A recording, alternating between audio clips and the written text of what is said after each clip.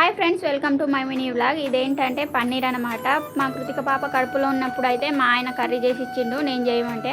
అప్పుడు కొంచెం తిని చూసినా తినాలనిపించింది కానీ ఎక్కువ అయితే తినలేదు. మధ్యలో ఇంకోసారి చేశాడు కానీ నేనైతే తినలేదు. ఇక ఇప్పుడు తినాలనిపించి మా ఆయనతోటి చెప్పాను అనమాట. పన్నీర్ తెప్పించి మా ఆయననే మొత్తం ప్రాసెస్ అయితే అడిగేశాను కర్రీ చేసేది.